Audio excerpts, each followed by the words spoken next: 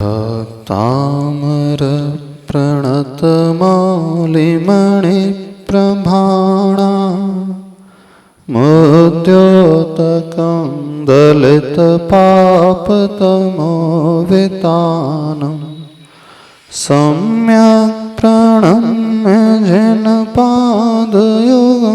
युगादा वालम्बनं भवजले पततां जनानां। देवादिदेवादिं ब्रह्मा श्री आदिनाथ भगवान की, देवादिदेव श्री पार्श्वनाथ भगवान की, पूज्याचार्य प्रवर श्रीमान तुंग स्वामी महाराज की, संत श्रोमणी आचार्य भगवान गुरुदेव श्री विद्यासागर जी महाराज की। श्लोक नंबर 22। स्त्रीणां शतानि शतशो जनयन्ते पत्रा नान्यासतं त्वदुपमं जननी प्रसूता सर्वादिशो दधति भानि सहस्ररश्मिं प्राच्येव जनयते स्फरदंशुजालम्। यह श्लोक उस माता का वर्णन करने वाला है, उस स्त्री का वर्णन करने वाला है जो ऐसे पुत्र को जन्म देती है जिसके माध्यम से तीनों ही लोक में आनंद मंगल छा जाता है।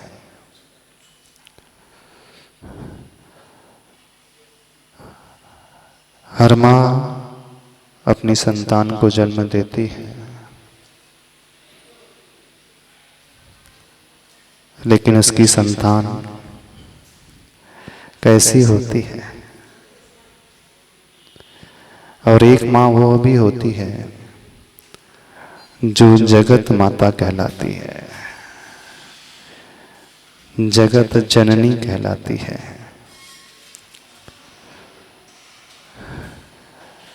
अद्भुत श्लोक है उन सब के लिए जो आदर्श माँ बनना चाहती है। माँ तो हर नारी बन जाती है, लेकिन ऐसी माँ जो तीर्थंकर को जन्म दे रही है, क्या उसने किया होगा पुरुषार्थ? बड़ी गजब की बात है। श्लोक के पहले अर्थ को देख लेते हैं, शब्दार्थ को, फिर भावार्थ तक चलते हैं। स्त्रीणां शतानि शतशो जनयन्ति पुत्रान्। शतानि का अर्थ होता है सैकड़ों। सैकड़ों स्त्रियां शतशः सैकड़ों पुत्रान यानी पुत्रों को जन्म देती है।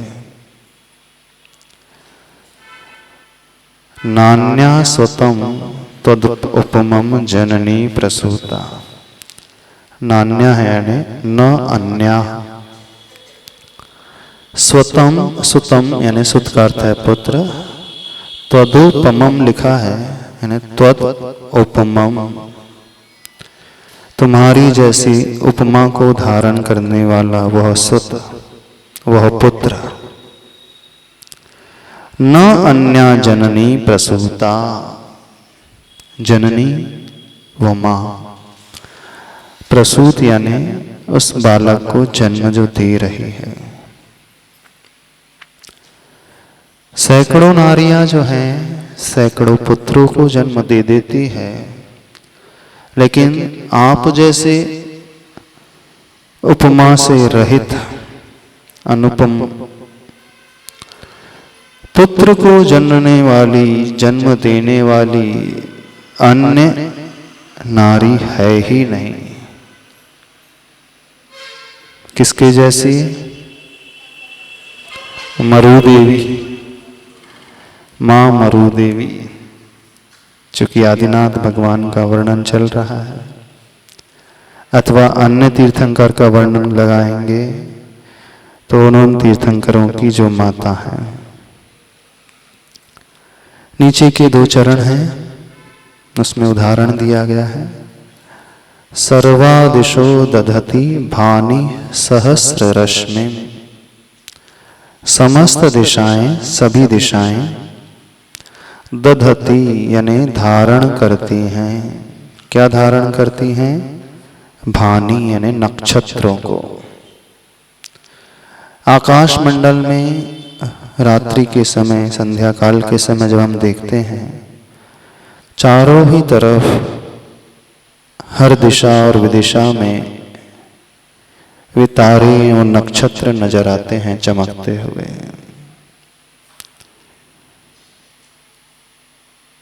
एकमात्र पूर्व दिशा ही ऐसी होती है जो कुछ अद्भुत धारण करती है। प्राच्येव दिग्जनयति स्फुरत अंशुजालम।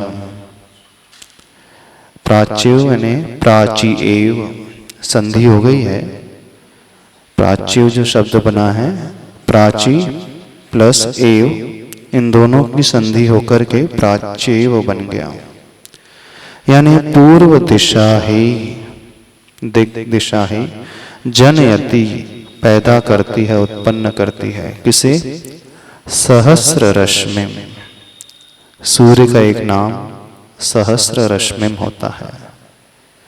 रश्मि होता है किरणें, सहस्र का अर्थ होता है हजारों, यानी जो हजारों किरणों को धारण करता है, ऐसा वह।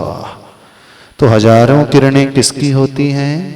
सूर्य की होती हैं। और वह किरणें किस प्रकार की होती हैं? स्फुरत अंशुजालम यानी स्फुरायमान। अंशु यानी वो किरण, जाल यानी समूह। कभी सूर्य को देखा हो अथवा उस चित्र को देखा हो, चारों तरफ से सूर्य की वो किरणें फूट रही हैं, हम उसकी गिनती नहीं कर सकते। और किरणें भी सामान्य नहीं होती हैं, विशेष होती हैं। चमकती हुई कांति को धारण करने वाली वे किरणें होती हैं। तो सूर्य को पैदा करने वाली दिशा कौन सी होती है? एकमात्र पूर्व दिशा ही होती है। अन्य दिशाओं से सूर्य उदय नहीं होता है, एकमात्र पूर्व दिशा से ही सूर्य का उदय होता है। ये हो गया उदाहरण, दृष्टांत। ये दृष्टांत किसके लिए दिया गया है? तीर्थंकर भगवान के लिए नहीं, उस तीर्थंकर को जन्म देने वाली माता के लिए दिया गया है। दोनों का ही अपना महत्व है। पूर्व दिशा का भी महत्व है और सूर्य का भी महत्व है। ज्यादा महत्व किसका है बता सकते? ज्यादा इंपॉर्टेंस किसका है? सूर्य का कि दिशा का? बड़ा कौन है, माता की तीर्थंकर? बताओ, आप समझ रहे? मां बड़ी है कि बेटा बड़ा है? कौन बड़ा है? महान कौन है? तीर्थंकर पुत्र, उनके होने से ही मां की इंपॉर्टेंस है। हाँ, बड़े तीर्थंकर है कि मां है? डिबेटेबल क्वेश्चन है, विवादित प्रश्न है। इस श्लोक में आचार्य प्रवरमानतुंग स्वामी महाराज महिमा किसकी गा रहे हैं?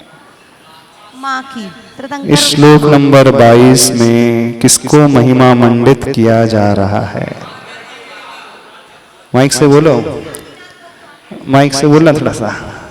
आदिनाथ भगवान को ही तुमसे सुत को जनने वाली जननी मैं थी क्या हो है। हाँ। और तो आदिनाथ भगवान की ही महत्ता है, उनकी माँ होने की अपेक्षा ही माँ की महत्ता है। ठीक है, आदिनाथ भगवान बहुत बड़े हैं, लेकिन ऐसे बड़े महान व्यक्तित्व को जन्म देने वाला कितना महान नहीं होगा? है तो महाराज जी, उस अपेक्षा ही कि पुत्र होने के बाद ही माँ की इम्पोर्टेंस है, पुत्र होने के पहले थोड़े ना थी। नहीं, पुत्र होने के बाद ही माँ का जन्म होता है, ये भी ठीक है, बात नहीं होता है। पुत्र और माँ का जन्म एक साथ ही होता है।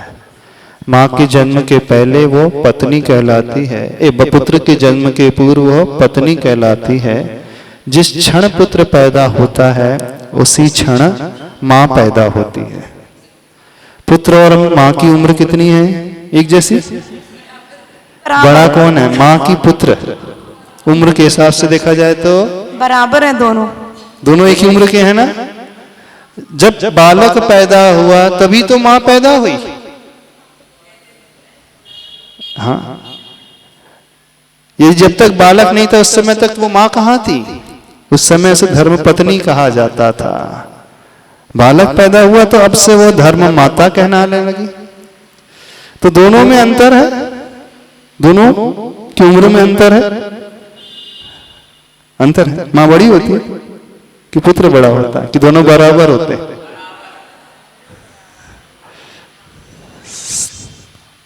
विवादित प्रश्न है। थोड़ा बुद्धि लगाए, दिमाग लगाए तो उस अपेक्षा से, उम्र की अपेक्षा से देखे तो दोनों बराबर है। बराबर है कि नहीं? उम्र की अपेक्षा से जितने वर्ष का पुत्र हो गया उतने ही वर्ष की तो माँ हुई है। माँ हुई ना।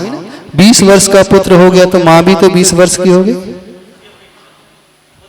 हाँ, नहीं, माँ तो 20 वर्ष की कहलाएगी। उससे पूर्व तो पत्नी कहला रही थी, उससे पूर्व जब शादी नहीं हुई थी और कुछ और बालिका कहला रही थी, कन्या कहला रही थी।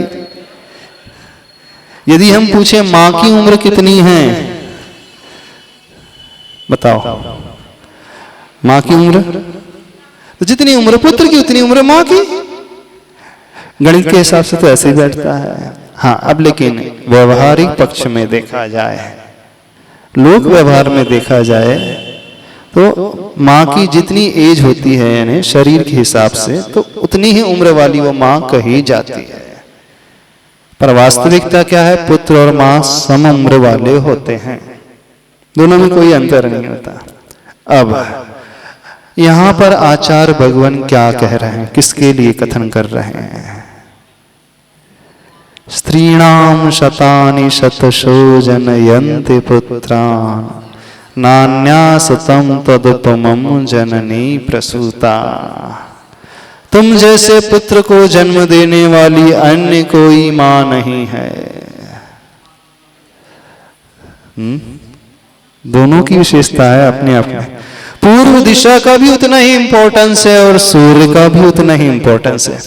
तो सूर्य के कारण पूर्व दिशा पूजी जाती है कि पूर्व दिशा के कारण सूर्य पूज्य होता है? अब सूर्य को पैदा कर रही है और कोई स्थान ही नहीं मिला सूर्य को पैदा करने के लिए। दुनिया में अरबों खरबों की संख्या में माताएं थी, नहीं थी? नहीं थी? कितनी सारी नारियां थी? 2.5 द्वीप में कितनी सारी नारियां थी? बहुत। एक वो ही स्थान मिला उसे जन्म लेने के लिए, और कोई स्थान नहीं मिला। एक वो ही कोख मिली उसे जन्म लेने के लिए, इतनी सारी नारियों की कोख नहीं थी। यानी एरोप्लेन कहां लैंड होता है? जहां प्रॉपर हवाई पट्टी मिलेगी वहीं पे तो लैंड हो सकता है। यदि हवाई पट्टी नहीं तो घूमते रहता है, वो चक्कर ही लगाते रहता है। हाँ, जब तक उसे सिग्नल ना मिले, ग्रीन सिग्नल ना हो तो लैंड नहीं करेगा। वो स्थान मिलना तो चाहिए लैंड करने के लिए। ठीक है, हवाई जहाज का बहुत इंपॉर्टेंस है, लेकिन मैं उतरूं कहां? जगह तो बताओ। तीर्थंकर का वो जीव, वो भी सोचता होगा मुझे कहां जाकर के लैंड करना है। स्वर्ग से आना है आदिनाथ भगवान के जीव को सर्वार्थ सिद्धि से चित होकर के हो, क्योंकि तो अवधि ज्ञानी थे ना, अवधि ज्ञानी होते हैं। अवधि ज्ञान से देखते तो होंगे, सोचते होते होंगे आखिर हवाई पट्टी मुझे कहाँ मिलेगी, सेफ लैंड हो जाए, अच्छी जगह लैंड हो जाए, हवाई पट्टी भी बढ़िया होना चाहिए, नहीं होना चाहिए। भगवान चुनाव करके आते हैं किसको माता बनाना है, इस माँ के गर्भ में पैदा होना है। कभी आप लोगों ने सोचा, आप सभी माँ बनी हैं, तीर्थंकर की माँ बनने वाला वो जीव क्या करता है जो तीर्थंकर को पैदा करा लेता है? वो आत्मा कैसी विशुद्धि पैदा कर लेती है अपने भीतर कि अपनी कोख को धन्य कर लेती है। हाँ, कभी मन में विचार आया मरु देवी ने क्या किया होगा अपने साथ? कौन सी भावना भाई होगी कि आदिनाथ, बालक आदिनाथ उनके गर्भ में आ गया। जब आप जन्म देती हैं बच्चे को अथवा गर्भ धारण करते हो, कुछ सोचते नहीं सोचते कि एक्सीडेंटली गर्भ धारण हो जाता है? हाँ, क्या होता है? विचार करना बड़ा मनोवैज्ञानिक कारण है। शादी करना बहुत आसान है, लेकिन मां बनना बहुत बड़ा कार्य होता है। मां बनने के लिए बहुत लंबी चौड़ी प्लानिंग लगती है, नहीं लगती? तीर्थंकर को जन्म देने वाली मां 6 महीने पूर्व से सारी भूमिका बनने लगी थी। 6 महीने पूर्व से वे देवियां, अष्टकुमारियां, 56 कुमारियां देवियां गर्भ शोधन के लिए आने लगी थी। मात्र गर्भ शोधन के लिए नहीं, मन के शोधन के लिए भी, विचारों के शोधन के लिए भी। यानी क्या कार्य होता था? 6 माह पूर्व से जब गर्भ कल्याणक होता था, उससे पूर्व ही रत्नवृष्टि होने लगती थी ना। मां बनी थी, तीर्थंकर की मां है आप। क्या होता है? कौन सी भावना भाई? रत्नवृष्टि होती है, क्या परिणाम जागृत होता है? अब उस मां के विचारों को भी शुद्ध बनाने के लिए, पवित्र बनाने के लिए इतनी सारी देवियों की आवश्यकता।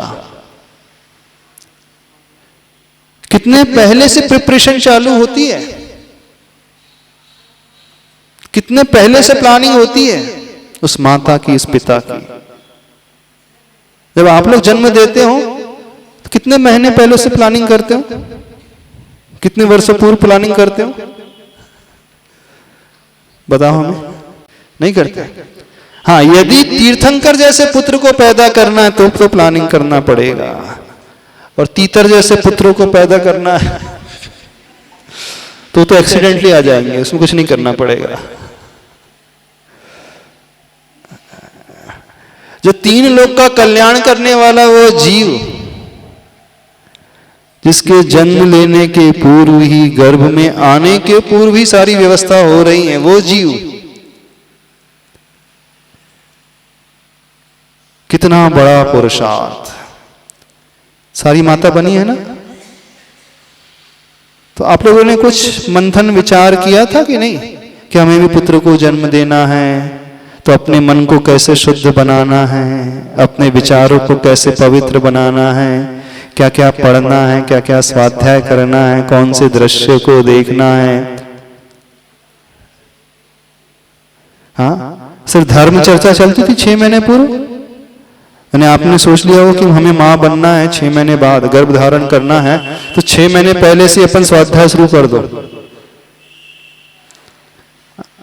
सही माता कैसे बना जाता है पूरी विधि बता रहे हैं आचार्य भगवान। सही मां बनने वाली तकनीक, जिन्हें भी मां बनना हो ध्यान से सुन ले, जिन्हें भी पिता बनना हो ध्यान से सुन लो। यदि सही संतान को जन्म देना चाहते हो तो क्या करना होगा? जब तीर्थंकर की माता के लिए 6 महीने पहले प्रिपरेशन शुरू हो गई है, जो हमेशा शुद्ध वातावरण में रहने वाली थी, जिनकी संगति हमेशा शुद्ध रही है, चारों तरफ की सराउंडिंग जिनकी शुद्ध रहती थी, कोई पाप के कार्य नहीं होते थे, कोई यदवा तदवा कार्य नहीं होते थे, कई ऐसे वैसे दृश्य नहीं देखे जाते थे, जहां कषाय की बातें नहीं होती थी, लड़ाई झगड़े की बातें नहीं होती थी। अब उन माता पिता के लिए भी इतना पुरुषार्थ करना पड़ रहा है कि इतनी सारी देवियां उतर करके आ रही हैं। क्यों आ रही है भाई, बताओ क्यों आती है? कभी विचार किया आप लोगों ने, सोचा है क्यों आवश्यकता पड़ती है 56 कुमारी देवियों की, अष्ट कुमारियों की? गर्भशोधन, मात्र गर्भशोधन नहीं होता है। गर्भशोधन तो कुछ समय के लिए हो जाएगा।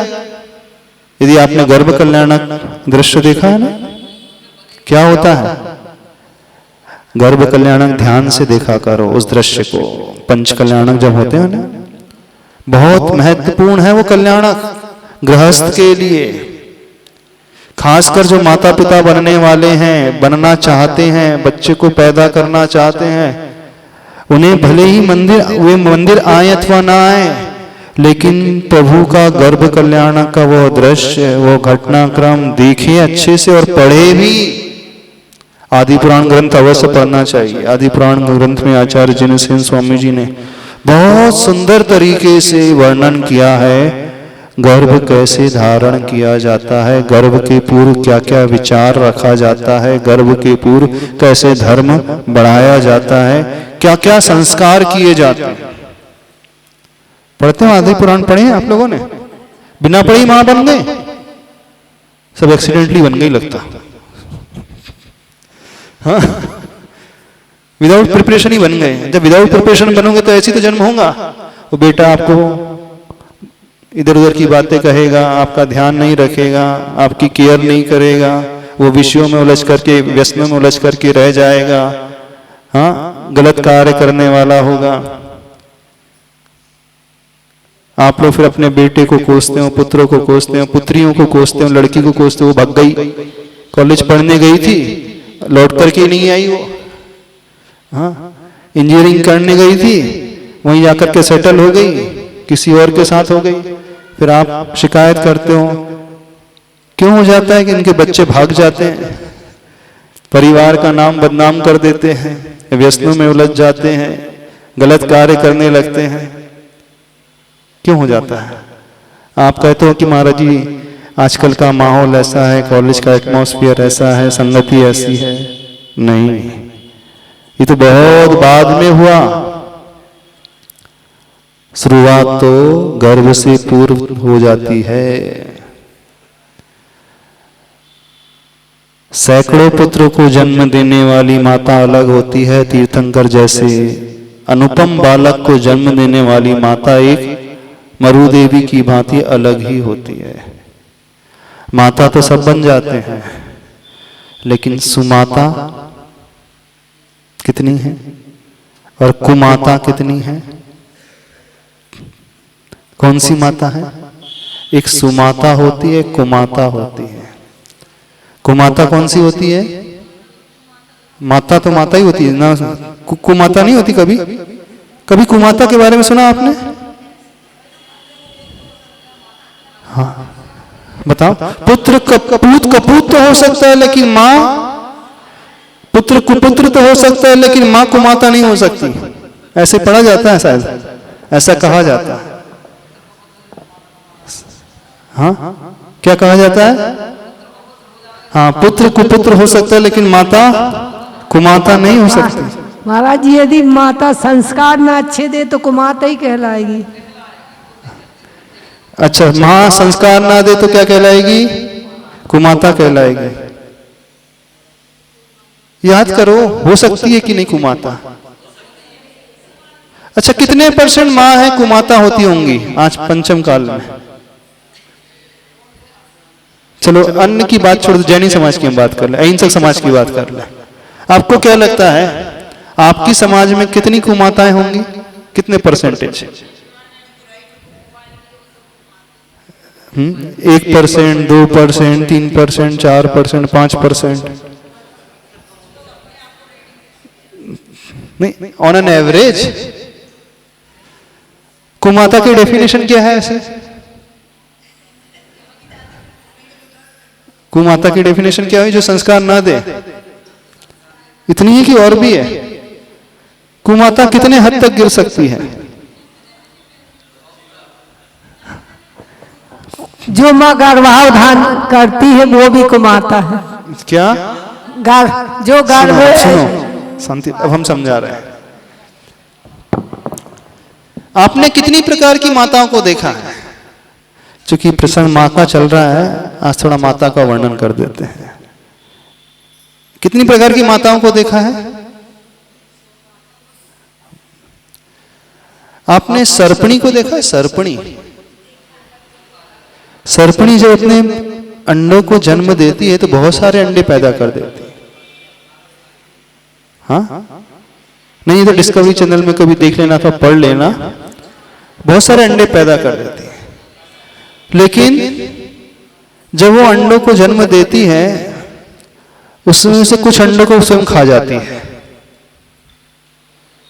पता है आपको? सुना होगा आपने। क्यों खा जाती है वो? जो स्टूडेंट है, साइंस के स्टूडेंट से 10th 12th की होगा वो बता सकते हैं। क्यों खा जाती है वो सर्पणी अपने बच्चों को? बताओगे आप? हाँ बताओ, क्यों खा जाती है? बड़ा अच्छा क्वेश्चन कर रहे हैं। कॉलेज में तो पढ़ा होगा, स्कूल में पढ़ा होगा ना। क्यों खा जाती है? कोई रीजन होगा? हाँ हाँ, खड़े होकर के बोलना। हाँ, क्यों खा जाती है? रीजन तो टीचर है वो बोल दे खड़े होकर के। इस बात को समझो, बहुत अच्छी बात है। इस कंसेप्ट को क्लियर कर लो, जिंदगी भर काम आएगा। हाँ बताना, जब खड़े करके बोलना ना। बोलो। हाँ चलो आप ही बोल लो। सर्पणी अपने अंडों में से ही कुछ अंडों को खा जाती है।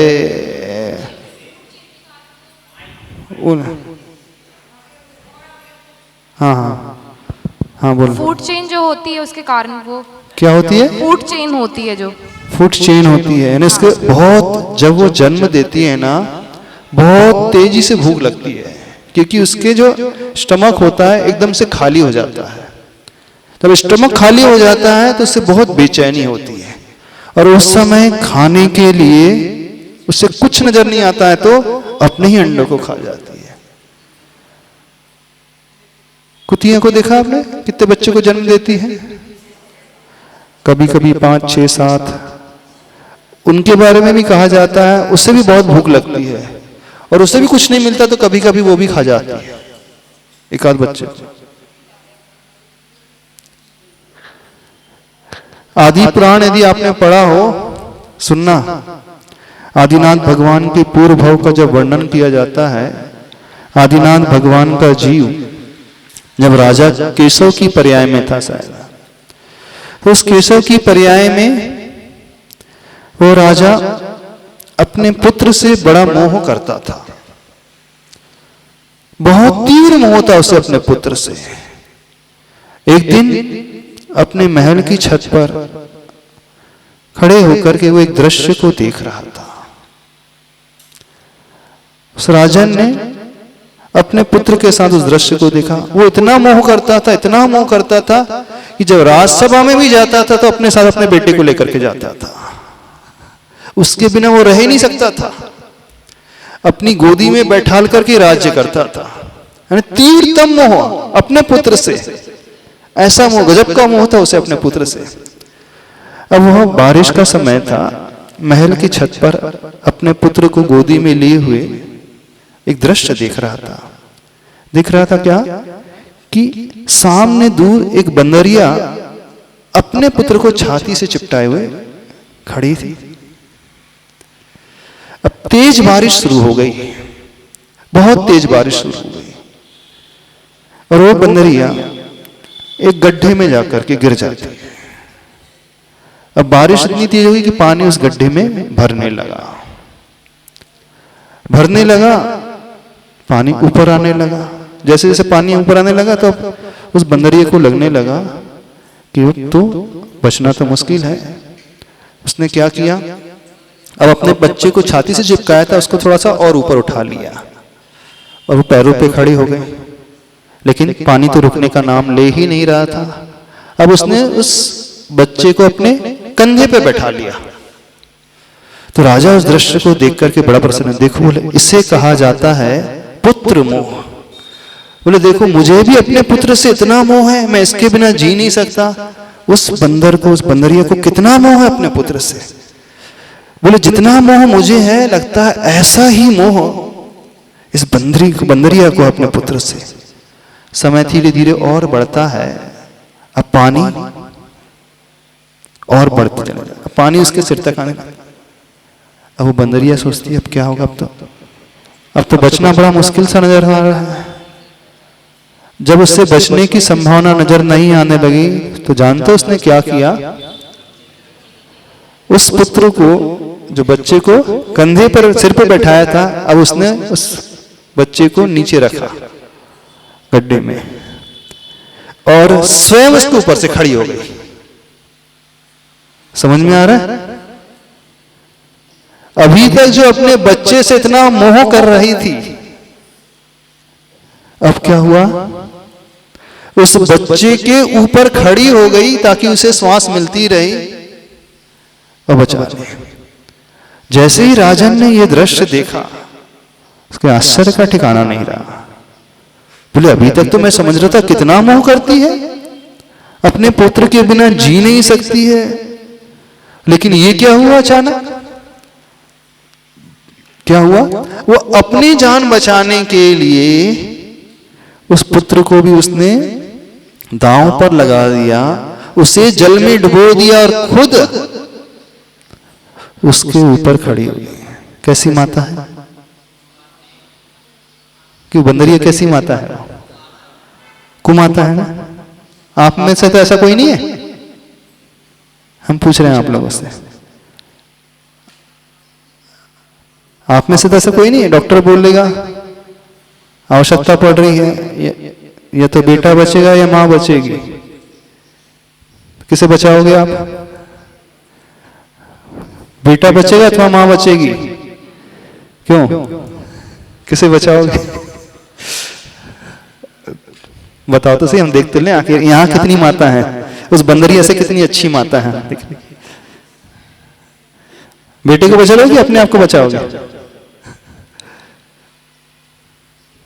यदि वही आपके साथ घट जाए तो, वैसे ना घटे तो बहुत अच्छा है, नहीं होना चाहिए, घटना बिल्कुल नहीं चाहिए। यदि हो जाए इनके इस दिन, किसे बचाओगे आप, बेटे को कि अपने आप को। माता जितनी बैठी, अच्छा केस और बदल देते, यदि बेटी हो सपोज, अब तो अभी बेटा नहीं था, अब बेटी आ गई है, अब बेटी को बचाना अथवा मां को बचाना, तो किसे बचाओगे। अब थोड़ा सा डिसीजन डामाडोल होने लगेगा, क्या हो जाएगा। हाँ, जो स्कूल की टीचर प्रिंसिपल उनसे पूछ रहे हैं बेटी को बचाओगे कि अपने आप को बचाओगे। बेटी को नहीं, बेटा होता तो हो सकता था आप कहो कि नहीं बेटे को तो बचा लेते, अब अपन मरते तो मर जाएं, लेकिन बेटी में तो थोड़ा सा क्वेश्चन मार्क तो आ जाएगा, आ जाएगा, आ जाएगा कि नहीं आएगा, नहीं आएगा। यानी कोई भी मां ऐसी नहीं है यहाँ पर तो अपने लिए बेटे अथवा बेटी की जान लगा दे, ले ले, नहीं है ऐसे। यहाँ की सारी माता बहुत अच्छी माता है, सुमाता ही नजर आ रही है। तो राजन ने जब ये दृश्य देखा, इस दृश्य को देख करके राजा को वैराग्य आ गया। जो अभी पुत्र व्यामोह में फंसा हुआ था, पुत्र के बिना रह नहीं सकता था, पुत्र के बिना वो जी नहीं सकता था, राज्य कर नहीं सकता था, यहां तक कि जब वो युद्ध लड़ने जाता था तो भी साथ लेकर के जाता था। अब ऐसे घटनाक्रम को देख करके वो अंदर से हिल उठा राजा, और यही दृश्य उसके लिए वैराग्य का कारण बन गया और वो दीक्षा ले लेते राजा। कौन से दृश्य को देख करके? उस बंदरिया के दृश्य को देख करके। बोले संसार में सब ऐसा ही है, सब अपने लिए लगे हुए हैं, अपने लिए जी रहे हैं, किसी को किसी से कुछ अधिक ज्यादा लेना नहीं है। तो आप लोगों में से ऐसी तो माता नहीं है ना? एक माँ है वो सर्पणी है जो अपने ही बच्चे को खा जाती है सिर्फ भूख के लिए। एक माँ वो कुतिया की पर्याय में, वो भी कथन कभी कभार ऐसी परिस्थिति निर्मित होने पर खा जाती है। एक माँ वो बंदरिया है, उसने अपने जान बचाने के लिए अपने ही बच्चे को दांव पर लगा दिया। मनुष्य की मां कैसी है? अहिंसा प्रिय। जो तीनों ने पाप किया, किस लिए किया? हिंसा तो की तीनों ने, तीनों माताओं ने हिंसा की कि नहीं? सर्पणी ने भी की, अपने ही बच्चे को मारा, बंदरिया ने भी मारा, कुतिया ने भी मारा। पाप तो लगा होगा उनको, नहीं लगा होगा? नहीं लगा। पर दो की कंडीशन, सर्पणी आदि की कंडीशन अलग थी। यदि वो नहीं खाती तो तुरंत मर जाती। पर मनुष्य की मां तो ऐसी नहीं है ना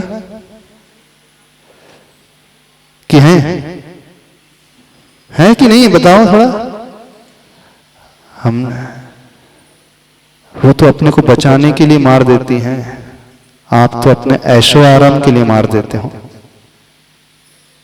अबॉर्ट करा लेते हो, गर्भपात करा लेते हो।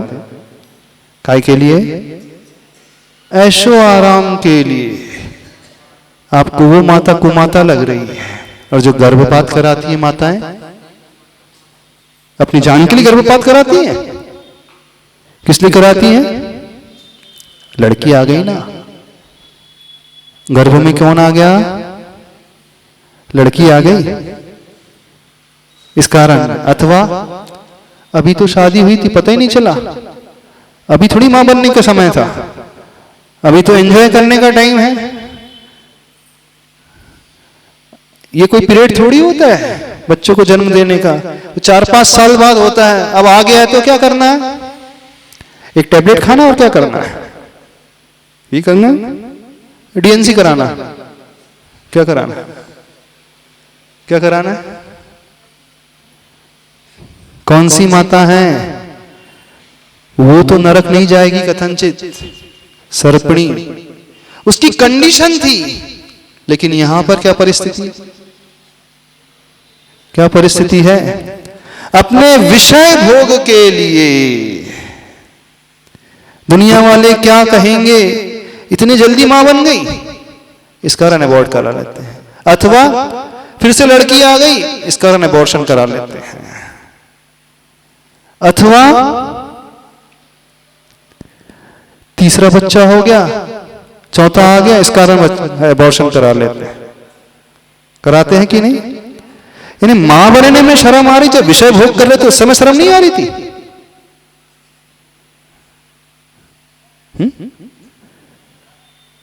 मां बनने में, जन्म देने में शर्म आ रही है, लज्जा आ रही। दुनिया वाले, सोसाइटी वाले क्या कहेंगे? 3 बच्चे पैदा हो गए आज के जमाने में, 4 बच्चे पैदा हो गए आज के जमाने में, तो शर्म आने लगी। अथवा 4 लड़की होगी तो शर्म आने लगी। अथवा शादी हुए अभी जस्ट 10 ही महीने हुए हैं, 10 महीने में क्या, कुछ 4 ही महीने हुए हैं, और बच्चा आ गया है, तो अभी तो घूमने फिरने के दिन है, अभी तो स्विट्जरलैंड जाना, ऑस्ट्रेलिया जाना, न्यूजीलैंड जाना है, थाईलैंड जाना है, फुकेट बीच जाना है, यहाँ जाना है, वहां जाना है, और अभी से बच्चा आ गया, आप क्या करें? बोले क्या करो? अबॉर्शन करो, लो, क्या जाता है। तो शर्म है, उस समय शर्म नहीं आई, ऐसे समय शर्म आ गई। यानी वो सर्पणी, वो बंदरिया तो अपनी जान बचाने के लिए उसने बच्चे को मारा था। आप लोगों ने किस लिए मार दिया? तो मर करके कहां जाओगे?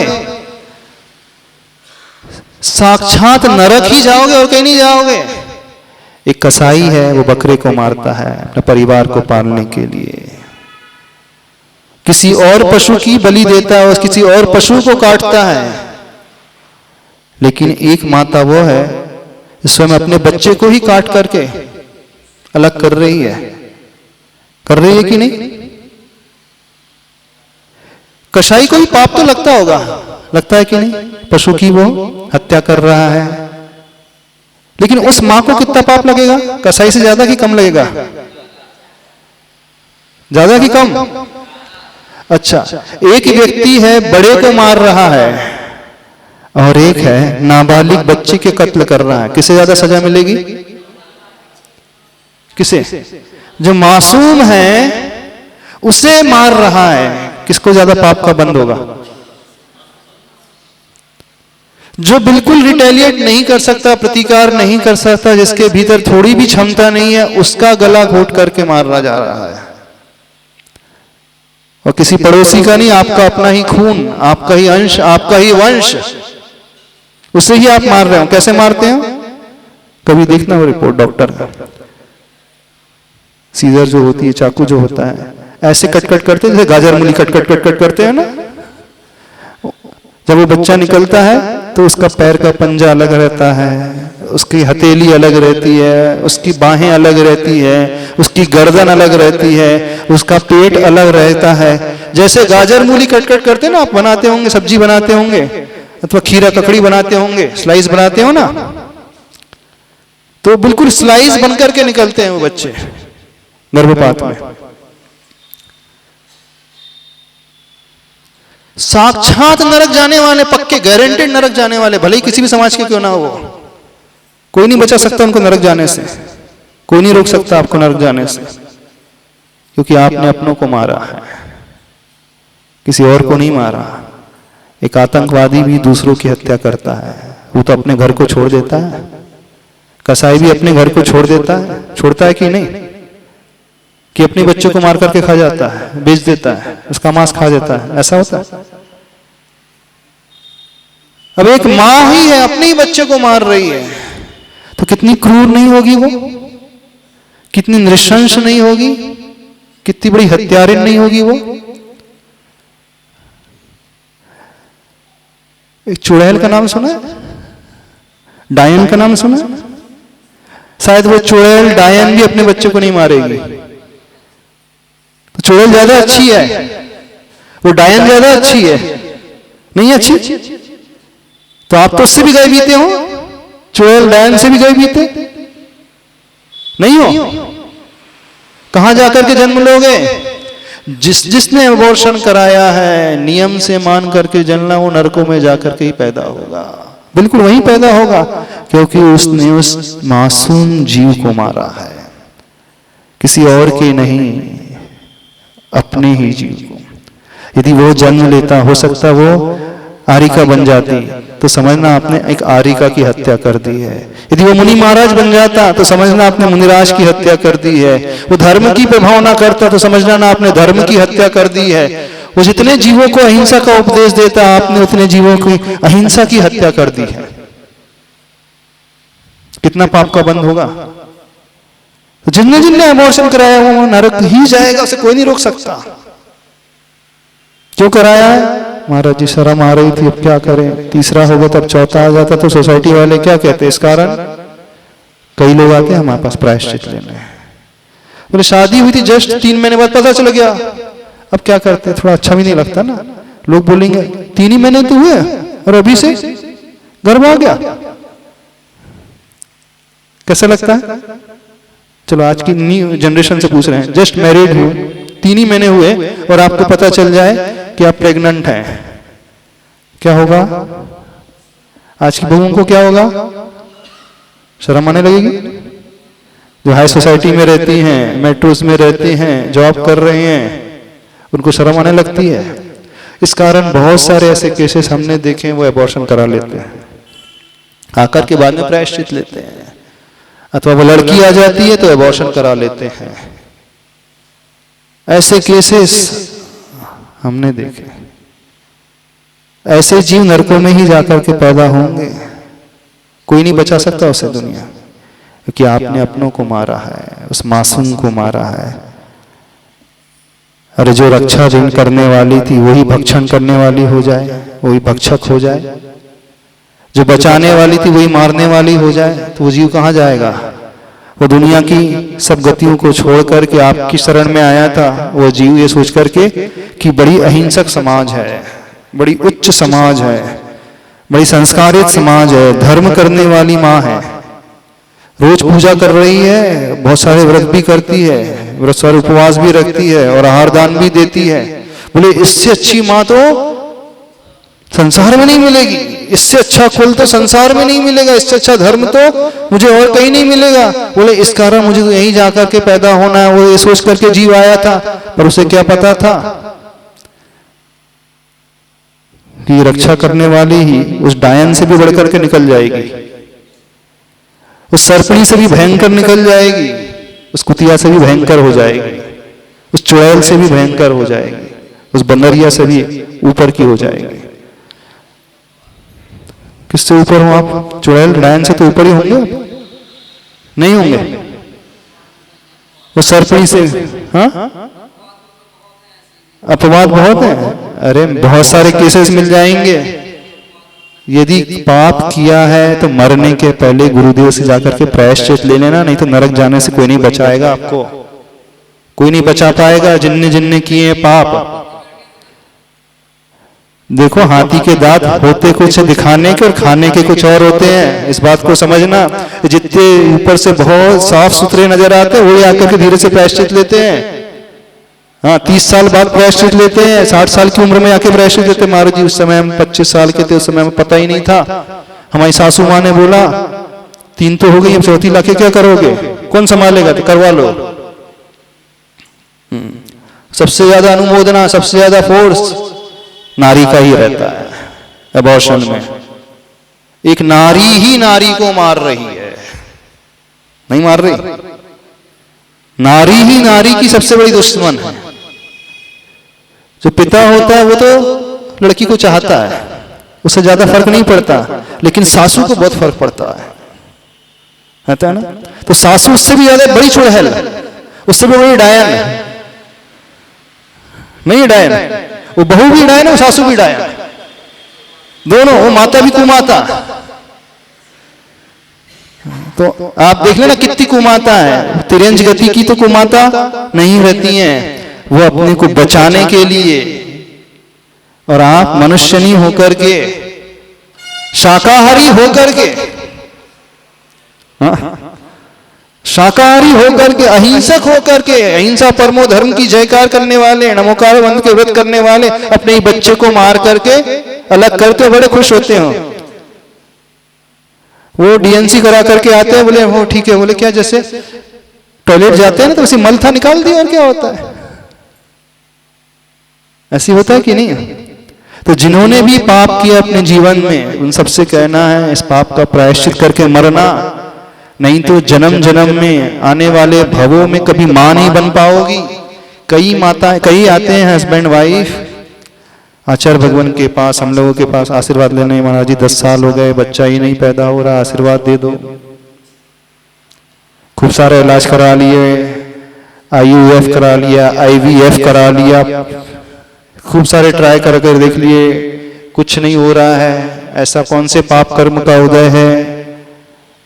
पहले किया था पाप, अब भुगतो। जब जीव आया था उसे मार दिया, अब नहीं आ रहा है। ऐसा जीव, ऐसी मां भविष्य में ऐसी पर्याय में पैदा होगी कि उसे मां ही नहीं मिलेगी, सम्मूर्छन बन करके पैदा होगी। वो सम्मूर्छन, जिसे माँ बाप नहीं, जिसे माँ बाप नहीं मिलते, और जो सम्मूर्छन होता है वो जानते कौन होता है? नारक नपुंसकानि। सम्मूर्छन जो होते हैं ना, जितने भी ये होते हैं ना नपुंसक, क्या बोलते हैं उन्हें, क्या बोलते हैं? नपुंसक तो हाँ, हिजड़ा। यानी कि भविष्य में उस पर्याय में पैदा हो कि माँ पिता के बनने के लायक ही नहीं रह जाओगे। जितने भी नपुंसक होते हैं, ना वो बच्चे को पैदा कर सकते, ना मां बन सकते, ना पिता बन सकते हैं। क्यों नहीं बन सकते? पूर्व में जब माता पिता थे, बन सकते थे तो बने थे, उन्होंने अपने बच्चों को मार दिया, इस कारण वो नपुंसक की पर्याय में पैदा होते हैं। तो भविष्य में ऐसी माता नपुंसक बनने के लिए तैयार है ना। कौन सी पर्याय में पैदा हो गए? नपुंसक की पर्याय में पैदा हो गए सारे के सारे। जितने पिता, जितनी सासुएं, जितनी बहुएं, जिनने अनुमोदना की है, जिनने प्रेशराइज किया है उस बहू को, फोर्स किया है, सारे के सारे नपुंसक बनकर के पैदा होंगे। फिर तड़पोगे, फिर शिकायत करोगे, या तो नरकों में जाकर पैदा होगे। सारे नार की नपुंसक होते हैं ना। नारक सम्मूर्छनो नपुंसकानी सूत्र आता तत्व में। जितने भी सम्मूर्छन होते हैं, नार की जीव होते हैं, वे सारे के सारे नपुंसक होते हैं। यानी नपुंसक कौन से कहलाते हैं? जो ना स्त्री रहते हैं ना, पुरुष वेद वाले रहते हैं, बीच वाले रहते हैं। तो क्या बीच वाले बनना है अगले भाव में? नपुंसक बनना है? क्या बनना है? महाराज जी, सबको नियम दिवा दो। सबको नियम दिवा दो। क्या का नियम दिवा दो? आज के बाद कोई ऐसा ना करे। अच्छा, वो बोल रही है आज के बाद कोई गर्भपात नहीं कराएगा। तो अभी तक जो कराया है उसका प्रायश्चित ले लेना। और सासें कोई की नहीं कहती, सासें सब अच्छी रहती। सासें कोई बुरी नहीं, सासें सभी अच्छी रहती हैं। कोई नहीं कहती हैं। अच्छा, कोई नहीं कहती हैं। हमने बहुत सारी देखी हैं जो शिकायत करती है, महाराज जी क्या करें, सासू माँ का प्रेशर था, ससुर का प्रेशर था, पति का प्रेशर था। तो कैसी माँ हो आप? एक माँ तीर्थंकर को जन्म देने वाली माँ मरु देवी, और एक माँ चुड़ैल से बढ़कर के, डायन से बढ़कर के, अच्छे कुल में पैदा होने वाली। कौन हो आप? बोलो जोर से, जोर से बोलो, जोर से बोलो, माइक से बोलो। कौन सी हो? चुड़ैल, डायन, तीर्थंकर की सरपणी, तीर्थंकर को कि वो बंदरिया की माँ? कौन सी माँ हो? किसकी भांति हो? तीर्थंकर की? तीतर भी पैदा नहीं कर पा रहे हो, तीतर जैसे जीव भी तीर्थंकर की बात कर रहे हो। कैसे जीव पैदा कर रहे हो? कैसे बच्चों को पैदा कर रहे हो? क्या बनना है? मंदिर मंदिर में लगे रहते। देख लो आके, ये श्लोक तो बहुत पढ़ते हो। तो जिन्हें माँ बनना है, अच्छी माँ बनना है, श्लोक को अच्छे से पढ़ना, अपने जीवन को सुधारना। तो जिन जिन माताओं ने ऐसा कार्य किया है, पाप का कार्य किया है, अबॉर्शन कराया, गर्भपात कराया, उन सबसे कहना है प्रायश्चित ले लेना, पश्चाताप से भर उठना। अंदर ही अंदर आंखों में आंसू आना चाहिए, हृदय रोना चाहिए। हे भगवान, हे आचार भगवान, उस समय ज्ञान नहीं था, पता नहीं था, परिस्थिति ऐसी थी, दबाव था, अथवा शर्म थी, झिझक थी, मुझसे ये अपराध हो गया, गलती हो गई है, अंदर ही अंदर मैं पश्चाताप कर रही हूँ, प्रायश्चित लेना चाहती हूँ, तो थोड़ा सा पाप धुल जाएगा, कम हो जाएगा। इस भार को लेकर के जाओगे, इस बोझ को लेकर के जाओगे, कहीं उद्धार नहीं होगा। बोलो। नमोस्तु महाराज जी।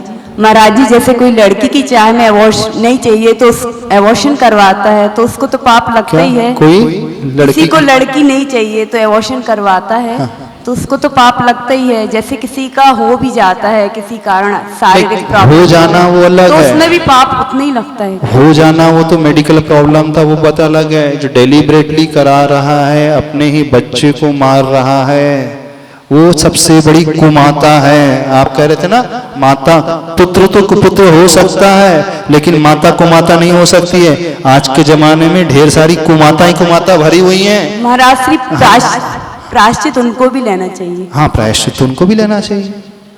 परवश होकर के हुआ है, किया है, आखिर एक जीव का घात तो हुआ। कौन सा जीव है वो? संघी पंचेंद्री मनुष्य है। साधारण जीव नहीं होता है वो, छोटा मोटा जीव नहीं होता है। पंचेंद्री है, मन वाला है और मनुष्य है। और जो मनुष्य होता है उसके भीतर बहुत सारी संभावना होती है विकास की। यदि वो जन्म ले लेता तो कहां से कहां नहीं पहुंच जाता। महाराज जी, जैसे कि प्रेजेंट में टेक्नोलॉजी के माध्यम से कई बार ये पता चल जाता है कि गर्भस्थ भ्रूण कितना विकसित है, अविकसित है। आजकल बहुत सारे केसेस ऐसे आते हैं जिनमें बच्चे का ब्रेन डेवलप नहीं होता है। तो उसमें डॉक्टर्स एडवाइस करते हैं कि ये बच्चा अगर हो गया, सुनो, ऐसे बहुत सारे केसेस आए हैं जिनको डॉक्टर ने एडवाइस किया था कि बच्चा मंगोलियन पैदा होगा, बच्चा अनडेवलप्ड रहेगा, उसके पार्ट्स जो है पूरे डेवलप नहीं होंगे, तो आप उसकी भी चिंता नहीं करना। कई बार ऐसे एडवाइस करने के पश्चात भी उन माओं ने किसी प्रकार से गलत कदम नहीं उठाया, बच्चे को जन्म दिया और वो आज बहुत अच्छी हैं, अच्छे बच्चे को पैदा कर लिया। डॉक्टर सिर्फ पॉसिबिलिटी व्यक्त करते हैं, कहते हैं कि ऐसे होने की संभावना है, 100% वो भी नहीं कहते, वो कहेंगे 70% चांसेस रहेंगे, 80% चांसेस रहेंगे, लेकिन वह बालक, वह जीव, वो बालिका अपना पुण्य स्वयं लेकर के आती है, स्वयं लेकर के आता है वो जीव। तो आप ज्यादा कुछ नहीं करना, और वो पुण्य करोगे, भक्ति करोगे, धर्म करोगे, तो उस बच्चे में भी परिवर्तन आ जाता है, उसका स्वास्थ्य भी अच्छा हो जाता है। हमारे पास ऐसे कुछ केस आए थे, उन्होंने बता रहे थे हमारी डॉक्टर ने तो एडवाइस कर दिया था कि अबॉर्ट करा लो क्योंकि बच्चा एबनॉर्मल पैदा होने की पूरी पॉसिबिलिटी है, लेकिन हमने कहा नहीं, ये तो हमारा पुरुषार्थ का फल है, काम पुरुषार्थ का फल है, हम किसी भी प्रकार से ऐसे पाप को नहीं करेंगे। जैसा बच्चा जन्म देगा हम उसका अच्छे से पालन पोषण करेंगे, लेकिन पुण्य कर्म ऐसा आया कि बच्चा पूरा नॉर्मल हुआ, आज वो बहुत स्वस्थ है, अच्छा है। मतलब ऐसी किसी भी कंडीशंस में भी अबॉर्शन नहीं कराना चाहिए? अबॉर्शन तो कराना नहीं चाहिए। अब कुछ केसेस ऐसे हो जाते हैं, डॉक्टर एडवाइस करता है कि ये तो माँ ही समाप्त हो जाएगी, अब वो हाँ। केस टू केस वेरी होकर करेगा, देखना पड़ेगा, उसके बारे में हम नहीं कह सकते। महाराज जी, यदि फैमिली ऐसा कोई डिसीजन लेती है तो क्या उसमें पूरे परिवार पाप को तो लगेगा ही लगेगा। आप अबॉर्ट करा रहे हो तो पाप तो लगेगा ही लगेगा, इस बात को सोचे विचारे, ऐसे ही नहीं जाने दे। तो माँ बनना आसान नहीं होता है, जब तीर्थंकर की माँ बनना है तो उसके लिए इतना पुरुषार्थ लगता है। तो आज पंचम काल में देख लो आप लोग क्या कर रहे हो, अपने जीवन को ऐसे ही व्यर्थ मत खो। महर्षि वो नॉर्मल डिलीवरी हुई और उसके बाद मतलब डॉक्टर ने कहा कि आगे प्रोसेस में गड़बड़ है, और नॉर्मल होने के बाद उसकी वो जो नाल होती है वो काटते ही से वो मर जाए तो? अब उसमें हमारा दोष नहीं है, वो बात अलग हो गई, उसके फिर उसकी आयु इतनी होगी वो तो बात अलग हो गई, लेकिन चला करके एबॉर्शन ना कराएं, ऐसी माँ ना बने। आज समय हो गया, नहीं रखते हैं। नमोस्तु महाराज। बोले आचार्य परमेष्ठी श्रीमान तुंग स्वामी महाराज की।